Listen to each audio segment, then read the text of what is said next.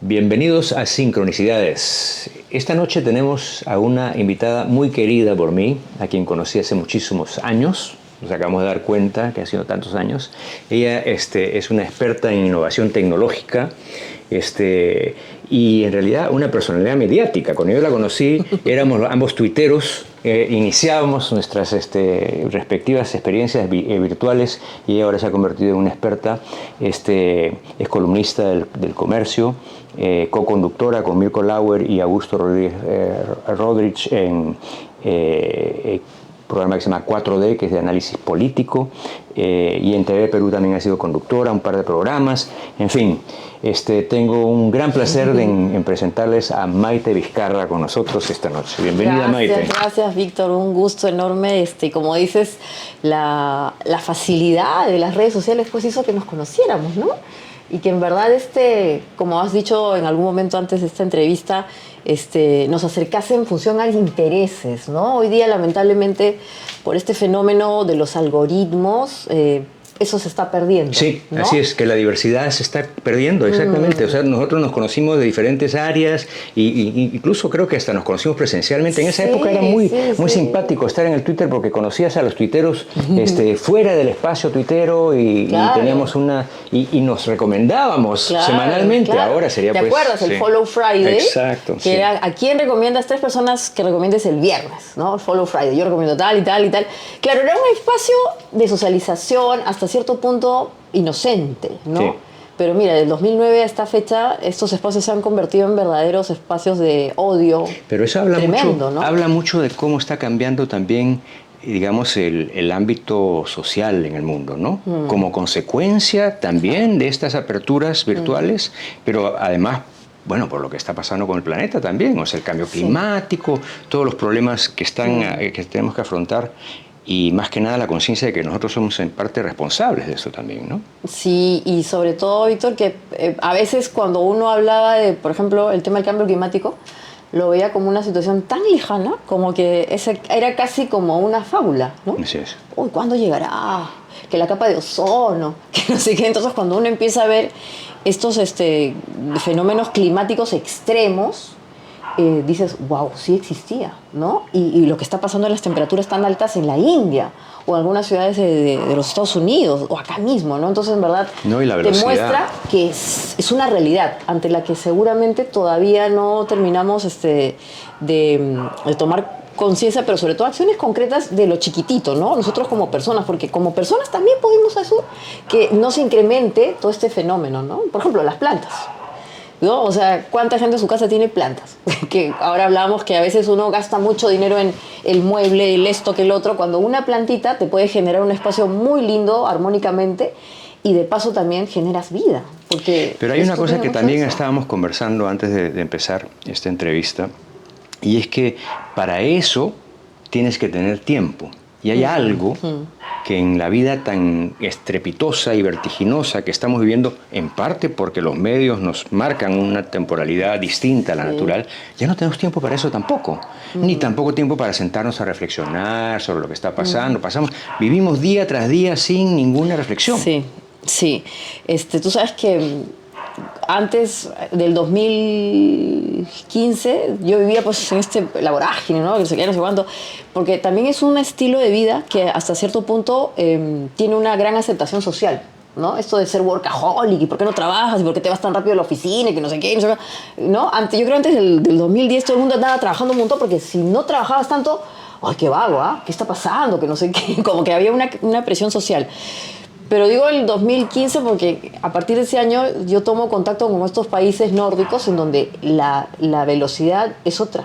Es otra. Y aparece este fenómeno de la lentificación o el slowdown, en donde en verdad la gente tiene tiempo para vivir y hacer lo que le gusta. Sí, sobre eso quiero hablar y quiero entonces retrotraernos un poquito, quiero que hablemos un poquito de tu vida. Porque tú sabes que este es un programa que se llama Sincronicidades por una razón muy específica.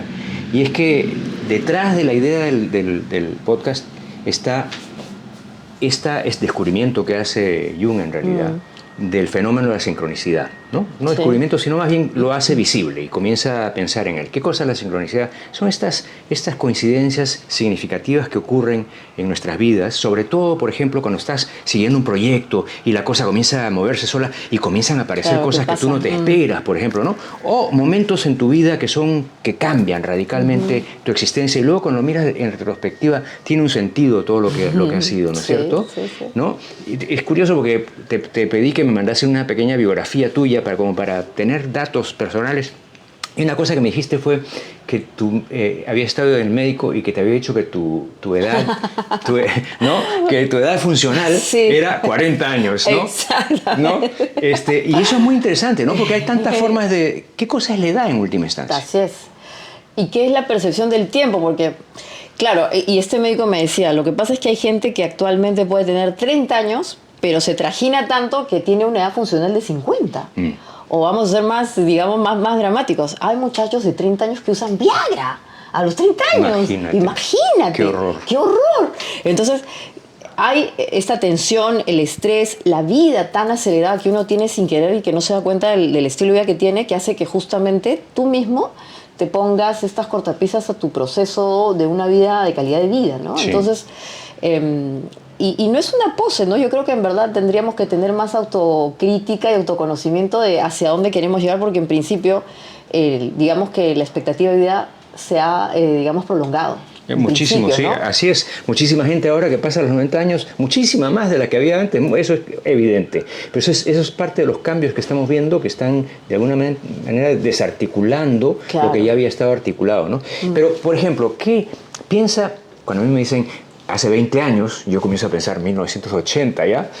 Es un chiste, ahora es un meme. Le dicen hace 20 años y yo estoy pensando, 1980. No, eso es hace 40 años. Claro. Hace 20 años es cuando empezó hace 20 años, cuando empezó el 2000, el siglo XXI. Tú eras una jovencita. Sí. Piensa en esa Maite hace 20 años.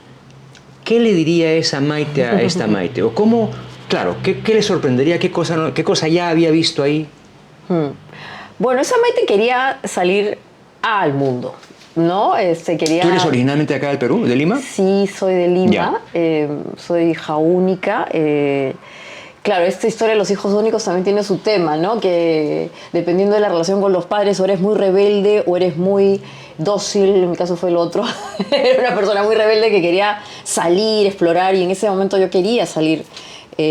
Porque claro, lo que leía en los libros, en las revistas, el internet todavía estaba muy precario, era algo que me generaba mucha curiosidad y no lo encontraba, ¿no? Entonces eventualmente empecé a aplicar a becas, esta cuestión, y me fui, ¿no? Me fui a estudiar a España. Ajá. Estudié economía en Barcelona.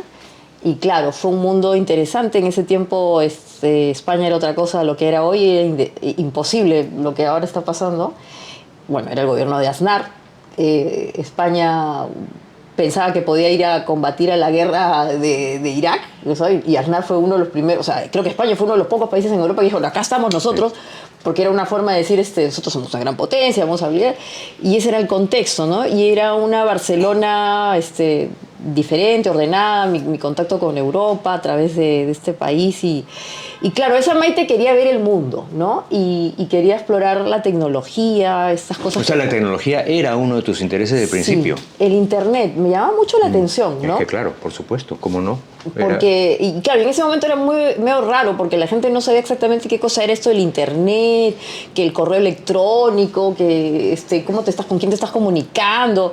Y como yo tengo cierta afición por lo esotérico, que Jung, que el I Ching, que no sé qué, casi como que parecía un poco de magia, sí, eso, ¿no? Sí. Una magia. ¿Cómo se produce esto? ¿Y cómo es que el paquete llega allá y acá? Entonces, en ese proceso de descubrir cómo funcionaba el internet, me fui metiendo hasta que finalmente pues ya empecé a trabajar en empresas de telecomunicaciones, ¿no? Trabajé en varias de esas. ¿Sí? Yo creo que todos tenemos nuestra historia del comienzo de la relación con internet.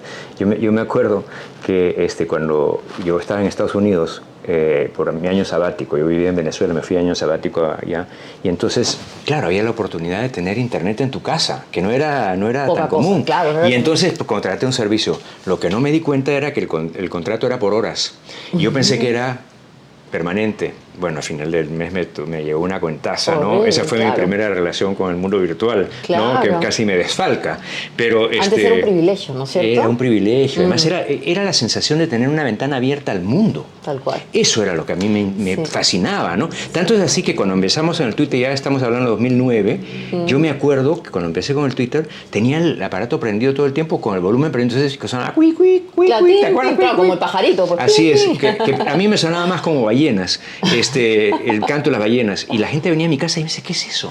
Ese es el Twitter. Y yo sentía como que tenía una presencia viva en la casa. Claro. Y eso es lo que tenemos ahora, ¿no? Claro, que ahora ya se ha convertido en... Bueno, pero entonces esa niña de 20 años que estuvo en Barcelona y estudió economía, dice, si estaba interesada, ¿cuál fue el siguiente? ¿Qué más hiciste ahí? ¿Estuviste cuánto tiempo? Bueno, en Barcelona estuve 3 años y medio trabajando para empresas de telecomunicaciones, Telefónica, Terra. Y bueno, claro, yo estaba feliz ahí, empezaba a explorar los temas de tecnología, de innovación, y alguien de Semana Económica me busca para justamente pues levantar un blog que se llamaba Tectulia, que era una tertulia tech, ¿no? Entonces me dicen, oye, mira, a ti que te gusta la tecnología y que tú hablas y no sé qué, ¿no quieres tener un blog de tecnología? Dije, ya, pues acá, tengamos. Y empiezo a publicar este blog en Semana Económica, se llamaba Tectulia. Sí. Y era, pues, pero antes los blogs eran, en verdad, casi eran un trabajazo, ¿no? Escribíamos, meditamos, le poníamos foto, video, que no sé qué, que no sé cuándo. Entonces, ese blog se hizo muy, muy visitado. Y un día, estando yo allá, alguien me pone un comentario a una entrada que había hecho y era una persona de la Sociedad Nacional de Industrias. Era Antonio Ramírez Gastón, que en ese momento Antonio era el presidente del Comité de Tecnologías de la Información y Comunicaciones de la SNI. Y me dice, oye, qué interesante lo que estás poniendo, que esto, que lo otro. Porque creo que incluso esa entrada era, ¿por qué no hay un CADE ejecutivo de la tecnología, de la innovación? Y bla, bla, bla. Entonces, pues ahí me dice, qué interesante, que esto, que lo otro. Me dice, ¿no nos puedes dar más ideas? Y yo pues les escribía, no todo por el blog, increíble. Escribíamos y hablábamos, hasta que me dice, mira, nos gustaría que vengas. Te invitamos a que vengas a Lima, que no sé qué, para que nos hables. Y así fue, ¿no? Entonces tomé contacto con estas personas y bueno, ya empezó ahí mi ruta con el Perú otra vez impulsando los temas de la innovación, ¿no? Pero luego, o sea, tú te has vuelto, como me has comentado en algún momento, una constructora de puentes entre diferentes culturas, de puentes entre diferentes tecnologías, entre la tecnología y la política, la tecnología y el poder, cosas que te interesan ahora. Háblame primero de tu relación con otras culturas, porque mencionaste... Sí. Sí, pues en esas idas y venidas, yo estaba feliz en el Perú, trabajando en esas empresas de telecomunicaciones, después me fui a los sectores mineros, a la innovación, estuve con IPAE, en fin, todo feliz. Me fui a la televisión, me llamaron a TV Perú, ahí tenía un programa de divulgación tecnológica que se llamaba Umbrales, que tuvo muchos años, tuvo 8 años, imagínate, ¿no? Es un gran espacio que en ese momento la televisión pública te permitía, pues, hacer 45 minutos de un programa dedicado a la inteligencia artificial, al 5G, no sé qué, casi de documentales, de muy buena factura. Y todavía sobreviven algunos de esos programas. Todos están en YouTube, por si acaso. O sea, si buscan Umbrales, los van a ver ahí. Sí, y eventualmente mucha gente que se puede ver de hace unos 10 años atrás o 15 años, bueno, va a ver cómo evolucionó o no, ¿no? Y claro, en ese tiempo yo trabajaba también en un momento en una empresa de telecomunicaciones que era sueca, Ericsson. Ericsson, claro. Ericsson. Y mira, vamos a hablar de la primera sincronicidad. A ver. Una vez me toca irme a Estocolmo, ¿no? Por trabajo, y en una reunión de trabajo, uno de estos compañeros suecos me dice en inglés, oye, aquí hay un noruego que conoce el Perú. Así, sí, mira, qué interesante. ¡Qué raro! ¡Qué raro! No, un noruego, ya. Y habla español. ¡Qué interesante! Y dice, hablar español será oli chao, pues no típico, que más va a hablar, ¿no es cierto? Así. Si quieres, habla, ¿no? Y bueno, hola, y el otro, era un chiclayano. ¿Era chiclayano? Era un chiclayano, era un noruego que hablaba como chiclayano. Y esa persona, ahí viene la primera sincronicidad, años después se convirtió en mi esposo. Increíble, ¿no? Dag Peters Bensen había sido un noruego que llegó al Perú mucho más joven, trabajando para una misión diplomática. Él quería ser diplomático. Primero había llegado a Chile, a la Embajada de Chile, de Noruega en Chile, que también servía al Perú. Le aburrió Chile porque era muy estructurado, se parecía más a Noruega. Él quería aventura y se vino al Perú en el tiempo de Fujimori, ¿no? Fujimori se emocionó, fundó un orfanato en Chiclayo, dejó su carrera diplomática, se fue a hacer su orfanato a Chiclayo. Mira, wow, sí, un hombre siendo muy joven. Mm. Y se convirtió en chiclayano, pues, ¿no? Se dedicó ahí, armó el orfanato. Bueno, se casó, un primer matrimonio, ese matrimonio funcionó y ahí después años nos encontramos en Estocolmo. ¿Se volvieron a encontrar? No, o sea, nos encontramos ahí, estábamos trabajando y nos hicimos amigos, ya. ¿no? Esto fue justamente hacia el 2009, una cosa así. No, y claro, nos hicimos amigos, él era un nerd, pues, ¿no? Porque era una persona, yo decía un nerd porque había estudiado aquí justamente en San Marcos politología, Yeah. que culminó en Oslo, en la Universidad de Oslo, pero al mismo tiempo se dedicó a la estadística y a los datos y era un data scientist, ¿no? Entonces por ahí venía el tema de la tecnología y no sé qué, pero claro, éramos amigos, ¿no? Y empezamos una amistad hasta que finalmente, como digo, esto va evolucionando y bueno, llegó un momento en que nos casamos, ¿no? Nos hicimos pareja, nos casamos. Y yo me fui a vivir por él a Oslo, ¿no? O sea, en verdad por el proyecto de familia, ¿no? En el año 2015, piso, digamos, Noruega, nos casamos, pero lamentablemente yo no tenía idea, y creo que él tampoco, que el cáncer, él tenía un cáncer, yo no sabía que tenía un cáncer, era muy avanzado y casi era una persona terminal. ¿Qué edad tenía? Iba a cumplir 50 años. Imagínate. Sí, era jovencito. joven, sí. Muy, Sí. muy triste porque, claro, una situación tan fatídica, ¿no? A veces siempre me puedo a pensar en perspectiva de por qué pasó eso, ¿no? O sea, tú te casas con toda la ilusión del mundo. Yo había dejado mi trabajo acá, vendí todo, mi departamento, todo, me voy, ya me toca hacer una familia, no sé qué, no sé cuánto. Había encontrado una persona con la que tenía mucha afinidad. Era básicamente un buen hombre, ¿no? Esto del orfanato y toda la historia. Y tenían muchas cosas en común, además. Muchas cosas en común, siendo que él era una persona muy especial porque tenía este síndrome de TDAH, ¿no? Ya. Por lo tanto, pues tenía unas cosas en la cabeza, pensaba, pero ¡bum!, disparaba, era muy, muy, digamos, intenso la cuestión. Eléctrico, ¿no? Y claro, yo decía, con nunca me voy a aburrir. Entonces, primera premisa, dije, fantástico, nunca me aburriré, así que ya, plin, ¿no? Porque dije, Sí. es un reto este hombre, ya, acá. Pero claro, él fallece, mi matrimonio dura 9 meses, por tercios, ¿no? 3 meses de luna de miel, 3 meses de que empieza la enfermedad y los últimos 3 meses de muerte, ¿no? Entonces, claro, últimamente Víctor se ha puesto mucho de moda hablar de los cánceres, ¿no? Y que la gente se muestra con que tengo mi cáncer y casi como que son héroes y voy a luchar y el cáncer y no me va a... Entonces, yo felicito eso porque es una enfermedad muy dura, pero el cáncer es una enfermedad que no solamente afecta a la persona que tiene el cáncer, sino a la familia. Como cualquier enfermedad. Y en verdad, a veces es la familia la que sufre más porque el paciente de cáncer necesita un soporte y el soporte es el que, de alguna manera, como lo estoy diciendo, es el que lleva consigo todo este proceso, ¿no? Porque es una enfermedad muy demandante, ¿no? Entonces, en mi caso fue eso. Fue una enfermedad muy difícil porque, claro, él era un enfermo terminal, ¿no? O sea, tenía un cáncer que había hecho metástasis y, bueno, fallece. Entonces, al fallecer él, fue una inmersión en la sociedad nórdica, pero hacia la vena, ¿no? Porque, claro, uno llega a estos países como inmigrante y a veces dice, bueno, voy a tener mi proceso de aculturación. No, acá fue pum, a la vena y uno de los escenarios más dramáticos. O sea, salto cuántico. Te quedaste solo en este país. Y no hablabas tampoco No, estaba idioma. recién aprendiendo, ¿te das cuenta? Entonces, y todo el proceso mismo. ¿Y habías hecho ya un círculo social o tampoco todavía? Los amigos cercanos de él, fue todo un tema. Entonces, claro, esta inmersión tan profunda en una situación límite que es me quedo sola. Estoy sola. Además, había un tema patrimonial por resolver con la familia de Dag, que en verdad también generó un asunto ahí. Todo fue muy transparente. Finalmente, lo bueno de los países nórdicos es que ahí no hay medias tintas. ¿Es o no es? ¿No?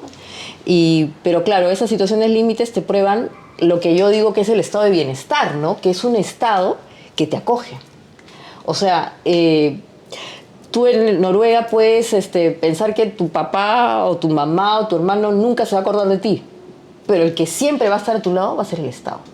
Entonces, esa maravilla de sentir que hay algo, una entidad que te acoja, que te arrope, es el Estado, ¿no? Entonces, yo recuerdo como anécdota que a las 24 horas de haberlo enterrado a él, o sea, yo no recibí ningún mensaje de nadie, que, oye, qué pena, que no sé qué, ni de mis suegros, nada. Me llega un SMS del Estado noruego, ¿no? El sistema público de asistencia pública, y me dicen, ¿no? Bueno, nos hemos enterado que usted se acaba de quedar viuda. Le contamos, era en noruego, yo ya entendí algo, ¿no? Que usted debe hacer 3 cosas. Así, ¿ah? 1, 2, 3, 3 cosas. Primera cosa, no se vaya. Se tiene que quedar en este país porque usted tiene una pensión que le ha dejado su esposo. 2, usted debe inmediatamente empezar a hablar noruego. Y 3, le vamos a ayudar a que encuentre un trabajo. Entonces, fue una cosa, wow, ¿cómo saben cómo poder insertarse, ¿no? Y esas facilidades hicieron, además que tenía que, como te digo, resolver estos temas patrimoniales, hicieron que yo obligadamente me tenga que quedar ahí, ¿no? Eso hace pensar muchas cosas, ¿no? Y para empezar, claro, tu interés por la política y la digitalidad tiene mucho que ver con esa experiencia que tú tuviste ahí. Y obviamente te transformó la vida, una cosa, es un cambio radical, sí, radical, profundo, que además está todo el duelo, ¿no? Porque es el duelo por la vida que te habías imaginado. Así es. Y hacerlo en un país extraño, pero tener ese apoyo, ¿no? Eso... Y el reto, porque claro, moverse de un país que no es el tuyo ya es un duelo, ¿no? O sea, el estilo de vida que tú tienes acá, los contactos, que la cámara, que no sé qué, llegas a un país en donde eres uno más, ¿no? En el mejor sentido de las palabras. Porque a diferencia de nuestros países en donde tenemos estas brechas tan amplias socialmente, ahí tienes una gran capa que es la clase media, en donde todos son iguales y todos quieren ser iguales, que ese es el otro gran punto importantísimo. No hay que yo quiero ser diferente a ti, yo soy igual a ti, mi casa es idéntica a ti, todos queremos ser iguales. Acá es la diferencia, ¿no? Acá no, acá todos queremos ser diferentes. Entonces, y mejores. Y mejores. Mejor que el otro. Claro, entonces ese elemento puede ser, es un choque cultural y es un reto, ¿no? Entonces, yo aprendí mucho ese proceso existencialmente, profesionalmente. Le tengo mucho cariño a Noruega por ese tema. Y ¿tú sigues yendo, yo? Sí, voy yendo. Tengo la suerte de tener una residencia. Es curioso, ¿no? Porque a veces uno dice todo es relativo, ¿no? Entonces, claro, me dieron una residencia humanitaria permanente porque, claro, cuando me veían mi vida, latinoamericana, viuda, Perú, pobrecilla. Ya ven acá, te abrazamos. Yo me senté... No, pero estabas casada con un ciudadano, ya tenías un estatus. Claro, pero es que tú pues ahí viene tu autoestima, entre comillas, de peruana, que acá, que no sé qué, que no sé, pero finalmente ahí todos somos una sola cosa que se llama latino, ¿no? Entonces, en verdad, ni siquiera es latinoamericano. Porque al costado tuyo está el español, al costado tuyo está el francés, el italiano, entonces como que los latinos, y al costadito el africano. Entonces tú dices, es como una bajada así, ¡boom!, a la realidad, y dices, ¿qué cosa es el Perú? Es un país latinoamericano en vías de desarrollo, cada vez más pobre, y eso también te hace ver la realidad y dices, wow, de verdad que no éramos tanta cosa. Entonces, esa situación te plantea cosas y dices, bueno, ¿en qué parte del mundo estamos? O sea, y por eso decía también cuando me preguntabas de mí que vivir en esta suerte de antípodas, ¿no? En estos países tan desarrollados que tienen democracias tan fuertes o donde uno puede decir, wow, son ricos, contra un país en donde dices acá no hay nada, se está cada vez más... Vamos a hablar sobre esas diferencias, ¿no? Porque uno de los intereses tuyos también es la educación cívica. Sí. Y la digitalidad como un medio de promocionar la conciencia cívica, etc. Obviamente, en los países nórdicos, o sea, yo he estado en Finlandia un par de veces, tengo amigos ahí, y claro, o sea, yo me acuerdo haber bajado al aeropuerto, o sea, había una línea que me decía por dónde tenía que ir, todo estaba bien. Yo dije, Dios mío, qué cosa tan maravillosa. Entramos a la ciudad, todos en sus bicicletas, todo funciona, todo en orden. Yo dije, esto es lo que me hace falta en el Perú, qué barbaridad, qué diferencia. Y todo es fácil. Dime una cosa, eso tiene que ver, yo pienso, y tú me dirás si es que es cierto, temperamento para empezar. Temperamento es muy importante.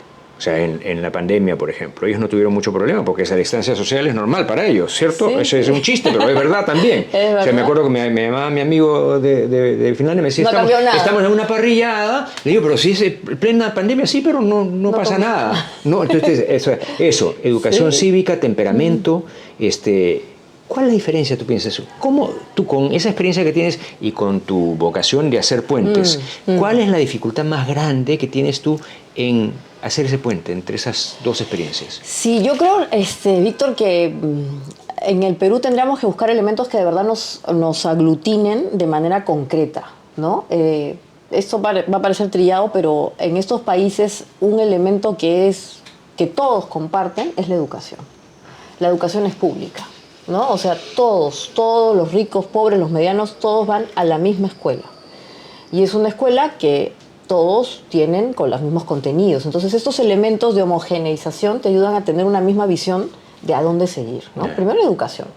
2, las reglas no escritas, porque también hay reglas no escritas. Así como acá la regla no escrita es hacerte el vivazo o sacarle la vuelta a la regla o la norma o lo eso que sea, porque eres un vivazo. No es tan no escrita ahora, ¿eh? Claro, ahora ya está, ya hasta ya se ha convertido ya pues en un elemento, populi. hasta así lo pones en marco. Sí. Allá las reglas no escritas son, una que tú has mencionado, es esto de tratar de parecerte al otro y no querer ser más que el otro, ¿no? O sea, incluso hay un elemento evidente, explícito de ser muy estoico y muy, ¿cuál es la palabra? Muy modesto. Muy modesto, ¿no? O sea, no mostrar tu opulencia, sí que tienes, para nada. Para nada. Un elemento nórdico típico es eso, ¿no? O sea, ser una persona muy austera. Austera. Las casas son sencillas. Sí, y ellos mismos construyen sus casas. Claro que sí. Bueno, porque es carísimo, pues, sí, ¿no? O sea, también. la mano de obra es, olvídate, no vas a tener, te vas a la quiebra. Entonces, los veranos te dedicas a dos cosas. Te vas a viajar o armas tu casa y te pones a hacer tus cosas porque nadie más lo va a hacer. Entonces, una regla no escrita es la austeridad como un valor. Y austeridad, mira, que es algo que a mí a veces me molesta aquí porque, nada, no queremos pobres. Es que no se trata de ser pobre. Austero es alguien que vive con lo necesario y vive bien. Ni más ni menos, con lo necesario. También ahí viene la autocrítica de, oye, ¿necesito de verdad esto? ¿Necesito esto? No necesito. Entonces, ¿para qué voy a comprar más cosas si con esto estoy bien? Entonces, el principio de austeridad es fundamental en el mundo nórdico. Que tiene que ver con cómo te relacionas con el otro. Porque si estás en competencia con el otro, obviamente vas a querer mostrar más de lo que tienes. Está muy mal visto que tú quieras esto del show up, ser más pésimo, ¿no? O sea, austero, estoico, sencillo. Desde el primer ministro, y ahí vamos a la política, ¿no? Tú ves cómo vive un parlamentario nórdico y es, pero, pucha, dices, qué inicio. Bueno, ese pata tiene que vivir así porque es un servidor público. Así es. No es un pata que se sirve de la gente, sino que vive para servir al otro. Eso es esencial. Entonces acá... O sea, esta noción de servicio público acá no existe. Claro, no existe. Acá no existe. son... Se ha es un desaparecido. privilegio, ¿no? Antes era... A mí me parece que antes sí había mucho más en el ámbito público, claro. Tú lo veías más. Ahora es como que hemos perdido la esperanza. No sé qué cosa... Sí. ¿Cómo lo ves tú? Porque tú estás todo el tiempo hablando de la política. Sí. ¿Qué cosa es cuál es tu diagnóstico de la enfermedad? Porque es una enfermedad que tenemos en el Perú. Sí, yo creo que la enfermedad, Víctor, se está expandiendo y es un poco la desesperanza, ¿no? El hecho de que se ha ido tanta gente y gente más joven, ya creo que cerca del 1 millón de personas que se ha ido, es que no está apostando por el Perú, ¿no? O sea, y eso sí es una señal de alarma porque quiere decir que no están viendo este país como un lugar donde se puede ser feliz, porque finalmente de eso se trata, ¿no? Tiene que ver también con el hecho de primero, una desesperanza, pero al mismo tiempo una falta de ilusión, porque aquí las cosas pueden cambiar, ¿no? Y yo creo que sí pueden cambiar. Lo que pasa es que, digamos que estamos viendo siempre los mismos canales de participación, las mismas formas de hacer las cosas cuando hay formas de innovar que todavía no estamos explorando y ahí hay una gran beta que justamente habría que empezar a plantear. Bueno, ¿no? Tú estás trabajando con un organismo que se llama Cogobierno. Sí, Cuéntame un poquito de eso. Cogobierno es una iniciativa que se está incubando en Transparencia, la Asociación Civil Transparencia. Sí, claro, por supuesto. Una de las pocas esperanzas que tenemos en el Perú. Sí, y bueno, que este año va a cumplir 30 años. Claro, Cogobierno es una suerte de experimento, ¿no? Estamos tratando de experimentar con el uso de la tecnología para justamente abrir nuevos espacios de participación ciudadana, dar alcances acerca de esto que es el activismo digital, cómo es que yo a través de la tecnología puedo generar corrientes de opinión favorables, cómo es que puedo participar más allá de lo que establecen las leyes de participación ciudadana, cómo hacer vigilancia tecnológica, etcétera. O sea, esa es educación digital. No, para empezar. Yo diría que es empoderamiento a través del tema digital, ¿no? Sí, pero para poder empoderarte digitalmente tienes que estar de alguna manera instruido en cómo utilizar la digitalidad. Sí, o sea que tiene que haber un programa de instrucción digital antes de que pueda haber un empoderamiento digital. Sí, digamos que la parte que corresponde al activismo digital implica que hay que conocer cómo usar las herramientas mediáticas para ese tipo de fines, ¿no? Y sí es un cierto tipo de alfabetización mediática, ¿no? El otro día justo hablábamos de este término que se ha puesto últimamente de tendencia, porque antes hablamos de alfabetización digital, ¿no? Sí. Cómo usar la tecnología a nuestro beneficio, pero resulta que como estos medios se han independizado de lo que en verdad inicialmente pensábamos que iban a hacer, ahora hay que entender cómo funcionan, porque esa tecnología como que se ha vuelto medio opaca y la usamos sin saber qué hay detrás o qué intereses hay detrás. Bueno, sabemos qué intereses hay detrás, ¿no es cierto? O sea, porque lo que maneja los algoritmos son intereses económicos. Claro, pero digamos que no todo el mundo lo conoce, pues, ¿no? Claro. O todo el mundo no sabe qué hay detrás del TikTok. O por qué TikTok te pone estos formatos en donde tienes cuatro espacios, ¿no? Qué maravilla, porque el template es así. Bueno, porque lo que están incentivando es que haya mayor dispersión de la concentración. Han descubierto que en el TikTok la gente se queda más tiempo enganchada a un contenido cuando está dividido en 4 pantallas y no en una sola, porque la gente ya está aburrida de ver una sola cara. Quiere ver 4 caras en un espacio tan chiquito. Entonces todo esto está vinculado justamente a lo que la plataforma quiere. Retenerte, hacer que estés más tiempo allí. ¿Para qué? Para generar más publicidad, para hacer que obviamente el tráfico sea más intenso. Entonces, digamos que a diferencia de nuestro Twitter del 2009, estos son espacios donde ya hay otros fines y tenemos que ser críticos al respecto. No podemos ser tan inocentes y eso, como decíamos, implica una suerte de alfabetización, no solamente de cómo usar la tecnología, sino el metauso de eso, o sea, ¿qué hay detrás? Claro. De la cuestión ética, la responsabilidad, porque no es que yo uso la tecnología porque apareció, sino que respecto a la tecnología yo tendría que tener una primera responsabilidad y es entender para qué, ¿no? Porque cuando uno dice por qué aparecen estas burbujas de opinión o por qué hay tantos odiadores o haters, es porque sin querer uno pues sigue gente que no debería. O hace una retransmisión de un contenido sin leerlo adecuadamente, ¿no? Y eso le ha pasado a medio mundo en X, ¿no? Desde personalidades hasta el amigo más cercano, ¿no? En X, ¿qué te parece a ti ese cambio de Twitter a X, Elon Musk? A ver, ¿qué opinión tienes? Yo tengo mi propia opinión, pero quiero escuchar la tuya primero. Bueno, Elon Musk es un emprendedor tecnológico, ¿no? O sea, yo creo que es un tipo muy particular. Es un outlier, pues, ¿no? O sea, el hombre ha sido un éxito en todos sus emprendimientos tecnológicos, es millonario, tiene la capacidad como para poderse experimentar y estar pues ahora invirtiendo en sensores que pueden conectar el cerebro con una máquina, que ya lo está logrando a través de monos, o tiene pues las naves que están yendo en paseos a la luna, o estas cosas que en verdad parecen ciencia ficción.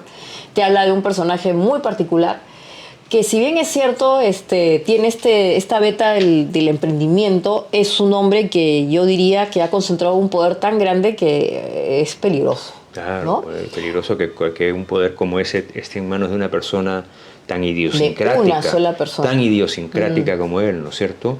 Y tú sabes que ahora que hablamos de los noruegos, Noruega pues tiene otra cosa que es maravillosa, que es que a pesar de que todos viven austeramente y digamos estoicamente, es un país rico. ¿Por qué? Porque tienen este fondo, el fondo más grande de pensiones que sale del petróleo, ¿no? Uno piensa a veces en Noruega y también inmediatamente piensa en Venezuela.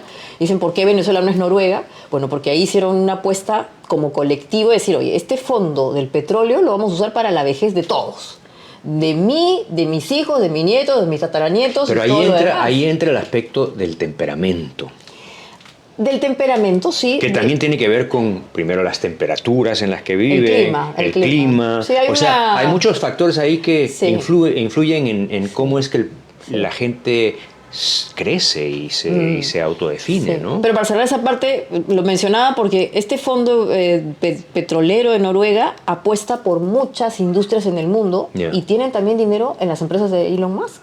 Entonces resulta que Elon Musk en una última reunión de directorio decidió que su sueldo iba a ser pues astronómico.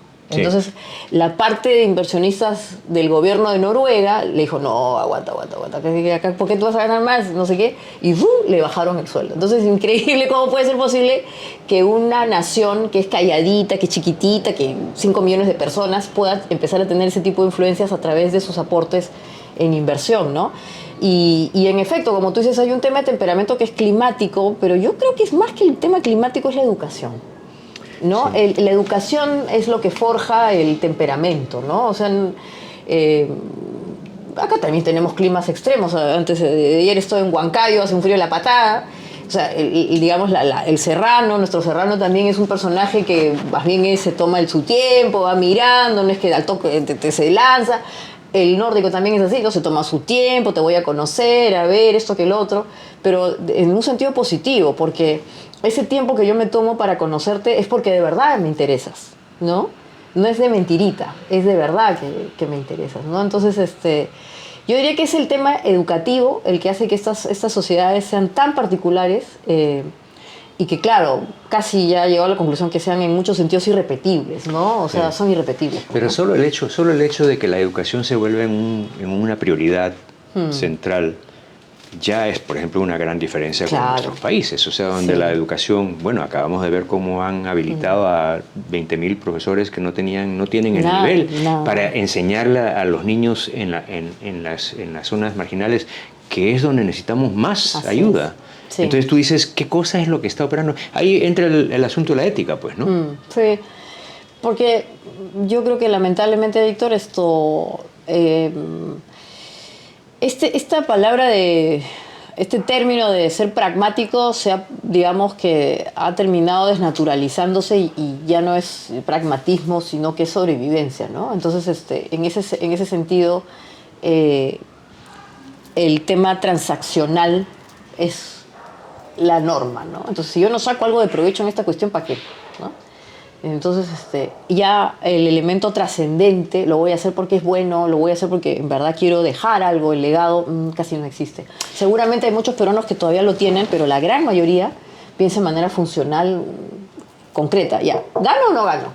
Y eso en cierto sentido también hace mucho más importante la alfabetización digital, ¿no? Porque eso que estás contando de TikTok, ¿no? Que por un propósito muy particular de ganancia, ¿no? Están dividiendo nuestra atención de tal manera que nos fragmentan y nos hacen incapaces realmente de tomar iniciativas propias. Sí. Entonces hay una especie de sabotaje en realidad de esa conciencia ética, de esa conciencia que necesitamos para...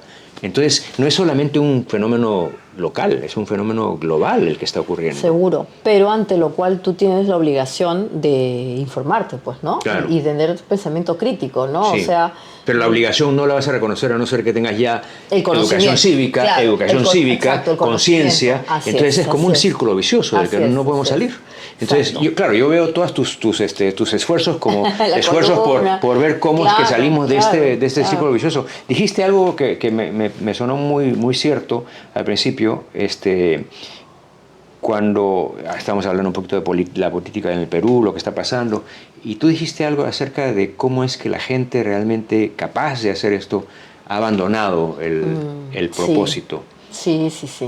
Sí, yo creo que el deterioro que estamos viendo en el Congreso y en general en la política tiene que ver con el hecho de que quienes estaban en mejor circunstancia no fueron capaces de comprometerse, ¿no?, con algo más trascendente que puede ser el país, ¿no? Entonces, y hay hasta cierto punto egoísmo, ¿no?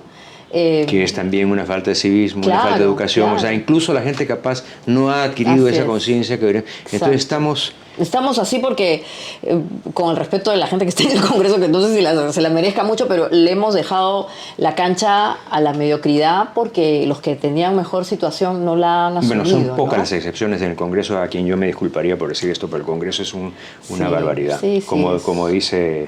Bueno, en general todo lo que corresponde a la política, porque empezando por el hecho de que los partidos políticos ya no son lo que fueron, son maquinarias electorales. O sea, si tú quisieras hacer una carrera carrera política, ¿dónde te vas? No hay dónde hacerla, ¿no? O sea, ahí aparecen justamente estos espacios alternativos como los medios digitales, donde tú puedes hacer activismo digital, donde puedes compartir opiniones, ideas, crear colectivos, etcétera. Entonces, y el no hay un partido político, y el algoritmo, que es como el Big Brother que viene y comienza a dividir y te mete en una burbuja, te aísla de la gente con la que podrías tener una...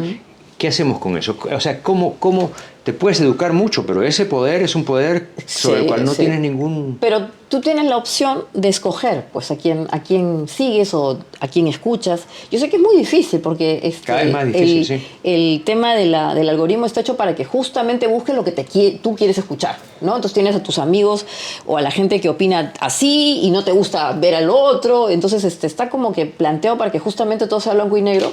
Y resulta que curiosamente escuchas a la gente que piensa como tú, ¿no? Entonces, cuando en verdad tendríamos que hacer un ejercicio académico, intelectual, de buscar opiniones que sean, digamos, con las que tú no tengas opiniones similares, ¿no? O con las que disientas, porque ahí es donde aparece la riqueza.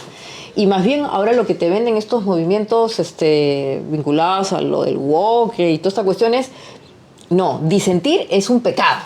Sí. Tienes que estar alineado a una cuestión porque si no estás mal, ¿no? Entonces, ese es un principio digamos, de disciplina intelectual que yo creo que tendremos que volver a recobrar, ¿no? Porque el algoritmo está, pero tú también puedes escoger. Ahora, también hay otra cosa que mencionaste tú en la comparación con las culturas nórdicas, y es que tú te diste cuenta ahí que había una especie de intención de slow down. Así es. Ya, háblame un poquito de eso, porque a mí me parece que eso es más importante que las discusiones. Yo estoy en la academia.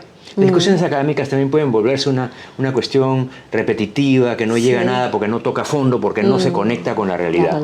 Y la realidad a mí me parece tiene que ver con de alguna manera contrarrestar esta vertiginosidad en la que nos encontramos, esta obsesión por producir, esta obsesión por figurar, ¿no?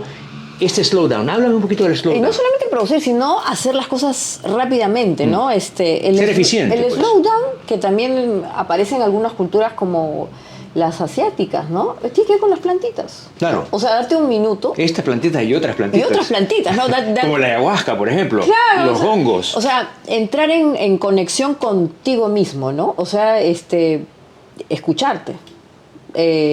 Cerrar todos los elementos que están vinculados con otro tipo de estímulos, ¿no? Claro es que este tipo de procesos necesitan valentía, porque hay gente que no le gusta pues escucharse y le gusta perderse en las 30.000 cosas o trabaja en 30.000 porque no le gusta pues la vida que tiene adentro y se mete en 40.000 cosas para justamente evitar ese proceso, ¿no? Pero justamente el hecho de que tú tengas estas sociedades en donde la gente es lo que es, y no hay dobles morales, no hay reveses. Eventualmente habrán algunas cositas, pero la gente es lo que es y te cree y hay confianza. Entonces, si tú me dices que Víctor es así, ya está, yo te voy a creer, no voy a dudar, que es el antípodo de lo que pasa acá. Acá, pucha, mira, el Perú es el país donde el nivel de confianza, ya no solamente interpersonal, sino intrafamiliar es el menor. O sea, la gente no confía ni en sus amigos ni en su familia. Como ejemplo, la señora esta que secuestraron y que resulta que quien había mandado a secuestrarla era el tío o el primo. O sea, imagínate, pues, ¿no? Entonces, esa situación implica que tus espacios de convivencia son pequeños. En estos países, en Noruega, tú conoces a tu vecino, a pesar de que, mira, la gente no es que se meta en tu vida, claro, pero sabe que si mañana tengo que pintar el patio, le toco la puerta al vecino y el vecino va a venir y me la va a pintar, y viceversa. Cuando él me necesite, lo haré. Que tú mismo te dediques a tus cosas implica también un tiempo en donde bajas la velocidad y piensas. Sí. Y también, a raíz también de la catástrofe te puede hacer... yo pensé que con la pandemia... Yo pensé que con la pandemia íbamos a tomar conciencia, ¿no? O sea, y es más, a mí me parece que durante los primeros 2 meses de la pandemia la gente realmente recapacitó tantas cosas que hacías que no eran importantes, ¿no? Pero me parece que al terminar la pandemia es como que hemos revertido lo que éramos y estamos peor que antes. Entonces, ¿cómo te puedes explicar eso, no? O sea, ¿qué cosa es lo que eso? Porque tú tuviste esta experiencia trágica, tremenda, que estoy seguro que te hizo descender a tus profundidades más oscuras y tener que lidiar con eso, y de ahí sale una nueva otra luz. Persona, claro, y en verdad preocuparte de lo importante, ¿no? Priorizar cosas. Yo, por ejemplo, no tengo auto, ¿no? Decidí no usar auto Yo o camino, manejo bicicleta o, bueno, pues... Aunque manejar bicicleta en este país es horrible, ¿no? Pero yo básicamente camino. Es temerario, a mí me parece. Y me resisto, imprudencia. Me resisto a comprarme un vehículo, tener un auto, porque en verdad digo no. Porque digo, este es uno de los pocos elementos que puedo mantener todavía de esa vida en donde la gente camina. No, acá nadie camina, ¿no? Claro. O sea, no les gusta caminar, o ya que para irse a 2 cuadras, el auto. No, sí. Yo también. Yo vendí mi carro antes de la pandemia. El único momento donde lo he echado menos ha sido durante la pandemia, porque era una burbuja donde podías andar. No, el único. Pero ahora no. O sea, claro, caminar. Caminar, o sea, y algunas cosas que tratas de adaptar aquí, ¿no? Yo, en general, soy muy directa y eso a mucha gente en el Perú no le gusta. A veces dicen, ay, ¿por qué? Yo prefiero decir las cosas como son, aunque puede ser doloroso, pero mejor te lo digo directamente y no te estoy mareando la perdiz, ¿no? Entonces acá no se ve bien, a veces siento que la gente no, pero así soy, ¿no? Así no supongo que yo siempre le digo, por si acaso yo soy así, porque es mejor, a veces puede parecer que malcriada, no, pero es que mejor te lo digo directamente para que tú no estés esperando otra cosa y esto, ¿no? Y claro, esos cambios en donde en verdad lo que tú priorizas es lo importante. Ahora, ¿qué pasó en el mundo?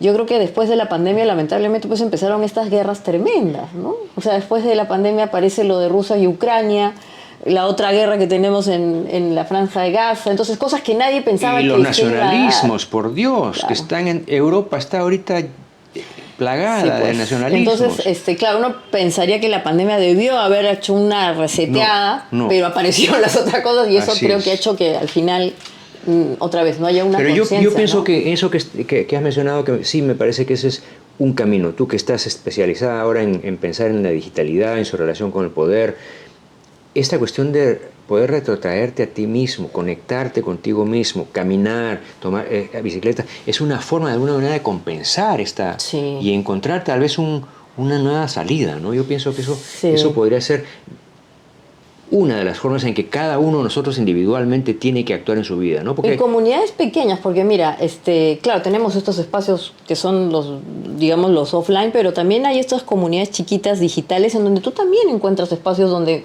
se parecen, hablan, el Zoom, el WhatsApp, lo que sea.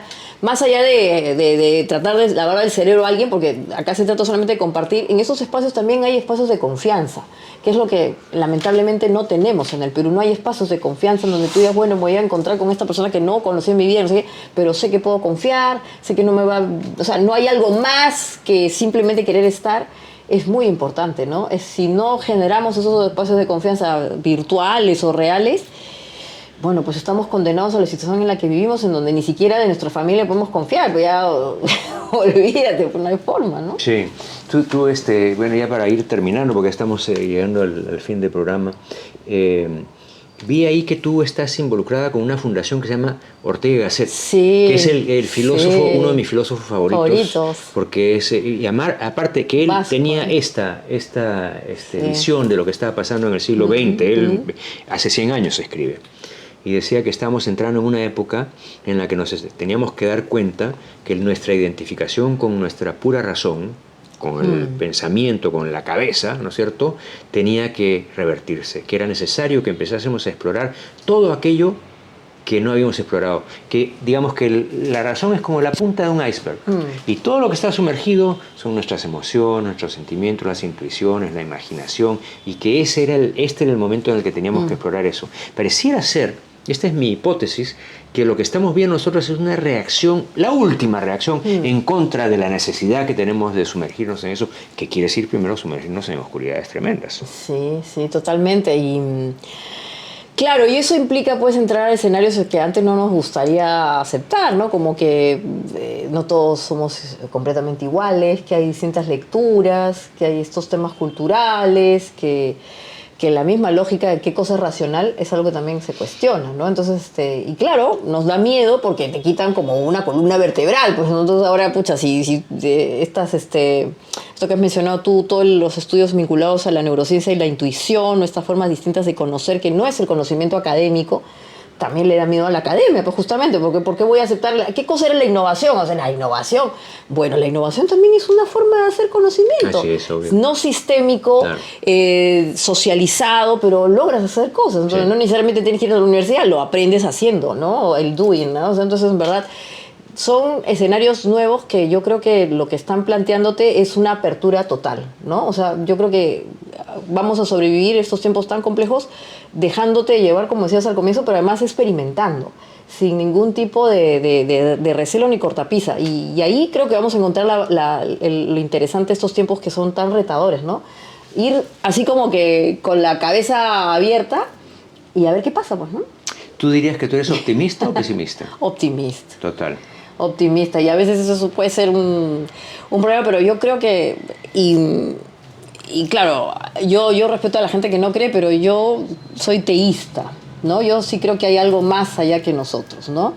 Y eso implica esperar algo más, ¿no? Entonces creo que cuando uno tiene un sentido de trascendencia, de algo más que esto, tú estás llamado a esperar algo mejor, la esperanza. Hay mucha gente que dice la esperanza, que, como dicen, una buena cena, un buen desayuno, no sé cómo es el refrán, pero yo sí creo que es bien importante esperar cosas buenas, porque si no esperas cosas buenas, pucha, es el cáncer, pues, ¿no? Bueno, de alguna manera es nuestra propia energía la que nos puede recuperar si es que la podemos depurar. Así es. Sí. Había un señor que se llamaba Viktor Frankl, claro. La logoterapia, ¿no? Él hablaba de eso, ¿no? Lo importante de tener ese último reducto de libertad, que es tu propio espacio, el más recóndito. Ahí no hay tirano, no hay nazi, no hay nada, pero eres tú el que se tiene que dar esa libertad, ¿no? Entonces eso es ser optimista, ¿no? ¿Cuál sería de los sentidos que tienes el sentido más importante? El oído. ¿El oído? ¿Así? Me encanta la música. ¿Eres musical? Sí, me encanta. ¿Y no hay nada que te retrotraiga a momentos especiales que la música, no? Sí, a mí me tranquiliza la música, me concentro con la música, me curo con la música, el oído, sí. Para mí es el olfato. El oído. El olfato. Porque un olor también te puede llevar, como la música... Todos nuestros sentidos, creo, ¿no? No, hay unos que son más sutiles. Dicen además que esto, que el primer sentido que desarrollamos es el oído, porque nos conecta con el corazón de la madre, ¿no? Entonces necesitas estar vinculado para saber los latidos del corazón, ¿no? Sí. Y es el último sentido que se pierde. Así es, yo quisiera que encontremos una manera de alguna manera cultivar nuestros sentidos junto con nuestra nueva vida y mira virtual. Qué importante, ¿no? El oído para escucharnos, sí. Para hablar, ¿no? Así Porque es. claro, la tecnología que a mí me parece bacán, pero antes estamos nosotros para escucharnos, así es. ¿no? Porque para eso tenemos el oído, pues, para escucharnos, no para estar mirando, sino para escucharnos. Así es, pero la lengua se interpone, la gente quiere hablar más que escuchar, ese es el problema. Sí. Claro, así es, Víctor. Bueno, Maite, ha sido un placer tenerte aquí. Imagínate, muchas gracias. Y verte después de tanto tiempo. Y espero que nos veamos más seguido en por lo que viene. Por supuesto, claro que sí, muchas gracias. Salud. Salud por las conversas. Gracias.